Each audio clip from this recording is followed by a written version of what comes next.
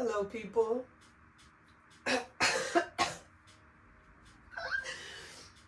Hello, people. Hello, YouTube. Hi, Griff in the future. Welcome to episode 3 of the Artist's Way journey. And let's just get right to it because we don't have time to waste. First of all, if you can't tell from my voice, it's recovering. I spent this week battling with my allergies and kind of overcoming a bit of a sinus congestion. It happens to me around this time of the year, which was honestly really fitting for this week, recovering a sense of power. I was really like purging toxins this week, and I really had to fight to like continue to show up for myself every day and to do things that brought me joy and like do my morning writings and do tasks and go to like my artist state and like still show up in community even though I was kind of feeling icky. The weather has been crazy at this time of year. It's like sprinter, spring, summer, winter right now in Jersey. It's been raining basically all week, and we just had a Libra full moon on Saturday. And so, yeah, everything's been really cleansing and healing and just like transformative. Today is Sunday, April 13. It's 3:05 p.m. as I'm filming this video. And yeah, this week was recovering, like I said, a sense of power.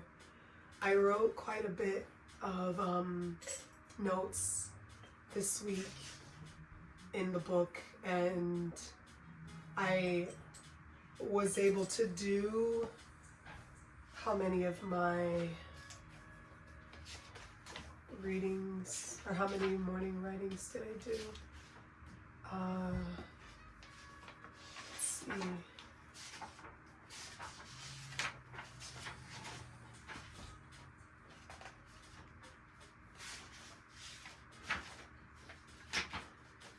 Okay, so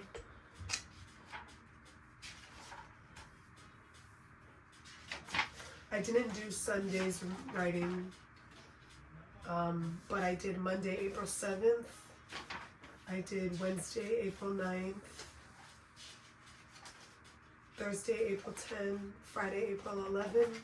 Saturday, April 12th. And this morning, April 13th. So pretty good. Why did I skip? Honestly, some of the days I was just bed rotting. I didn't have anything to say, so I didn't say anything at all. My artist date this week, I actually started a couple. One of my dates was working on this coloring page. Clearly I need to finish, but this has been a really fun, my mom gifted me this book a couple of years ago, and it's like a very detailed adult coloring book, and so I've been chipping away at it, but this one has been my favorite so far, so I'm excited to finish him probably today. And then my other thing that I did this week that was different and new, Friday I went into the city and went to a new open house session, or at least it was new for me,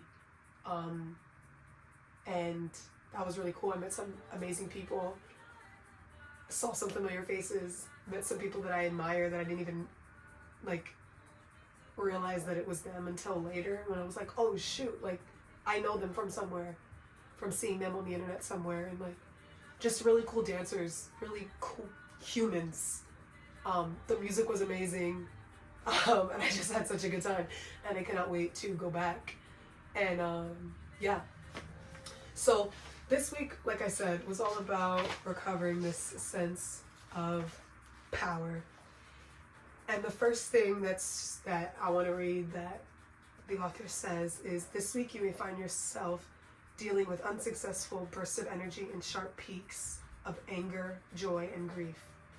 You're coming into your power as the illusory hold of your previously accepted limits is shaken. You will be asked to consciously experiment with spiritual open-mindedness. And the first thing that, well, the beginning of the chapter, she starts with anger. She says, anger is fuel. She says, we feel it and we want to do something.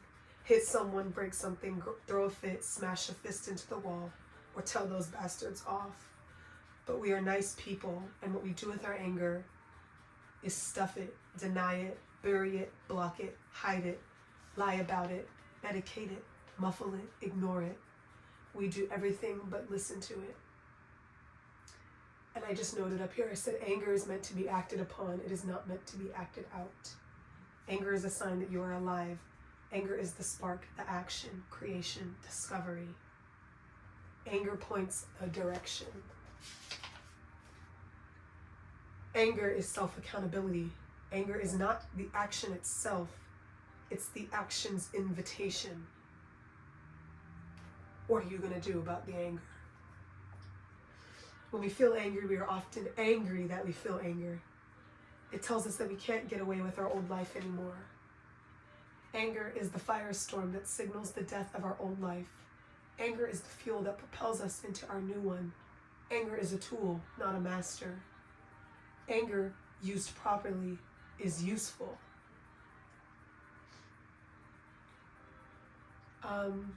She talks about synchronicities. I found myself in a few synchronicities this week. And answered prayers are scary. She says that they imply responsibility. You asked for it. Now that you've got it, what are you going to do? So, like, for example, when I went out on Friday, I, for a while, knew about this house session and, like, this open house session. And I knew some people that were going to them. Like, I have some friends in the community that I know that would be there. And I still was just so afraid to, like, go.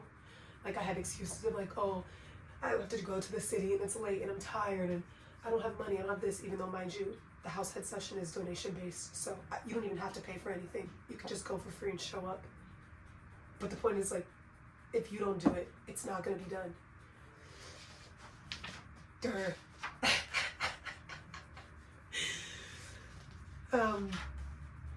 Yeah, the chapter this week was pretty packed. You know, she talks about shame. She says, those of us who get bogged down by fear before action are usually being sabotaged by an older enemy, shame. Shame is a controlling device. Shaming someone is an attempt to prevent the person from behaving in a way that embarrasses us. I said we were taught to be shameful of our vulnerability.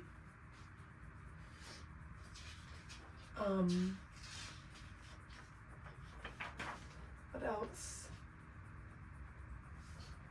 She says that when people do not want to see something, they get mad at the one who shows them. They kill the messenger.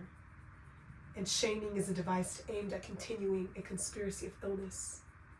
But art opens the closet, airs out the cellars and the attics. It brings healing. But before a wound can heal, it must be seen. And this act of exposing the wound to air and light, the artist's act, is often reacted with shaming. I think we've all experienced that one too many times. I sure as hell know that I have. I also wrote down on the side, I said criticism, because you started talking about, like, we don't make art with its evidential criticism foremost in mind, but criticism that asks a question like, how could you? Can make an artist feel like a shamed child? A well-meaning friend who constructively criticizes a beginning writer may very well end that writer. So she kind of goes into basically saying, like, the people who we share our art with, like in the very beginning stages, like the people who we want their opinions, it matters who you're asking. Because if you don't have a critic who's like looking to help in their criticism versus shame or shut down or judge, in a way, it kills our artist child, right? And I wrote on the side, I said, criticism is important to creation. However, discernment is important to criticism. We should not take every criticism as our final verdict for ourselves and our art, for criticism is subjective.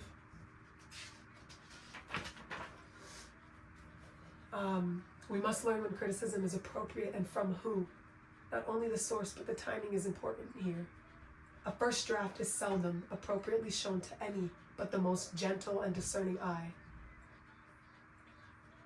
The inexperienced or harsh critical eye, instead of nurturing the shoot of art into beginning, may shoot it down instead. And she has this word, embryonic, and I wrote it down. It's like the embryo, right? The beginning in a rudimentary stage with potential for further development. Like an embryo, like a baby, like the very beginning of creation is the most delicate one, right? Like that's when it's most moldable and influenced, right? To become whatever else it's going to become. So it really matters how we treat ourselves and how we treat our art at the very beginning raw stages. Because if we're harsh and shutting everything down, we don't have any space to try, to play, to experiment, to change, or to push ourselves to go out and to go to that session and to show up and be authentic self in that session, you know. What else?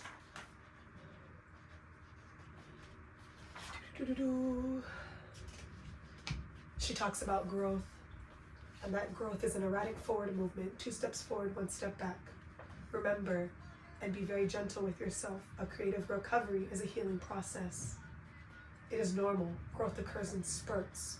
You will lie dormant sometimes. Do not be discouraged. Think of it as resting. Practice being kind to yourself in small ways. God helps those who help themselves. God helps only those who earn help. Those were 2 things that I underlined because I think it's very interesting. The expression that God helps those who help themselves may take on a new and very different meaning, where in the past it's translated, God helps only those who can earn help. It will now come to signify the amazing number of small free gifts the Creator showers on those who are helping themselves to a little bounty. If you do 1 nice thing for yourself a day, God will do 2 more. Be alert for support and encouragement from unexpected quarters. Be open to receiving gifts from odd channels, free tickets, a free trip, and offer to buy you dinner, a new to you old couch. Practice saying yes to such help. You will need to make a commitment to quiet time. Try to acquire the habit of checking in with yourself several times a day. Take a beat and ask how you are feeling. Listen to your answer. Respond kindly. If you are doing something hard, promise yourself a break and a treat. Yes, I'm asking you to baby yourself. As a creative being, you will be more productive when coaxed than when bullied. Yeah. This week was really transformative. I think, as I may have said that last week, every day has been transformative. Every day that you wake up and you create is transformative, and I just am so grateful for everything that I pushed myself to do this week. And I have a lot of things I need to do. I'm looking at a freaking mountain of laundry in front of me that y'all can't see. And every day I wake up and it's still there and it's growing and I have to deal with it. And it's gonna get done. And I'm not gonna make myself feel bad for it being there, because that's life. And I'm not gonna be angry about it, because that's just gonna piss me off for the rest of the day. I'm gonna just deal with it later. But for now, I'm gonna vibe to some music.